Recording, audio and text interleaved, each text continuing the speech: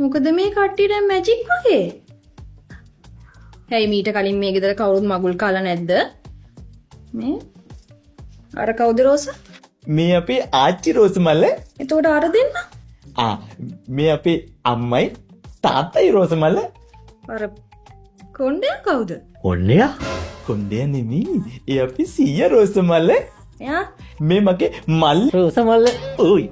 ඒක මම කියන්නේ. මගේනේ රෝස මල්ල. අයියෝ මේක දැන් විකාරයක් වීගෙන එන්නේ. එතකොට අර ඩබල කවුද?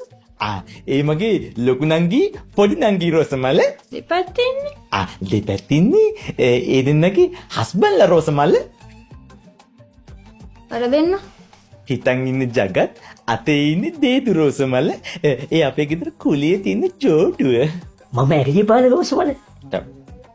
මේ ගෙදර තව කවුරුත් නැද්ද? ඉන්න රෝස මල්ල. ලොකු පුංචිගේ දුවලා දෙන්නයි එනවා. මාස දෙකෙන් දෙකට. එතකොට මාස 3න් 3ට එනවා බාප්පයි බාප්පගේ පුතාලා දෙන්නයි. ඉතින් ඈ. ඒකට මේ ගෙදරද මේ ඔක්කොම ඉන්නේ? නැතුව අල්ලපු ගෙදර කියලා හිතුවා.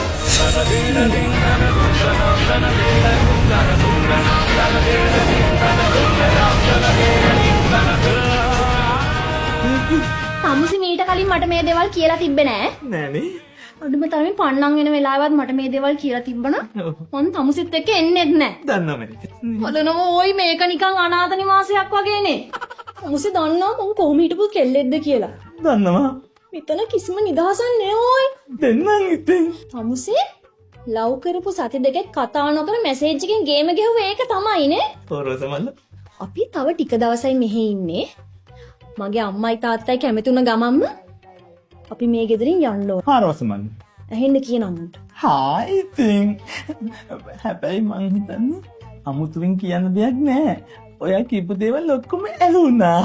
ඇහෙන්න තමයි කිව්වේ. ඉතින් ඒ නිසා ඉන්න ටික දවසේ මට වද දෙන්න එපා කියන මේ අයට. අමුසේ අකුලට එනවා හරිද? එන්න. මොකද උඹ මේ කරගත්තේ? මේ මට මගේ පාඩුවේ ඉන්න දෙන්න ඔයගොල්ලෝ හරිද? මේ මගේ රෝස මලනේ බොහොම අමාරුයි මම මේ වගේ මලක් දාගත්තේ. හරිද? ඔයගොල්ලෝ ජෙලස්ද? නෑනේ ජෙලස් නෙමෙයිනේ. අනේ අපි මේ ගෙදර වැඩි කාලයක් ඉන්නේ නෑ. ඒක නිසා මේ ඉන්න දවස් ටිකේ අපි දෙන්නද පාඩුවේ ඉන්න දෙන්න ආච්චි. හරිද අම්මේ?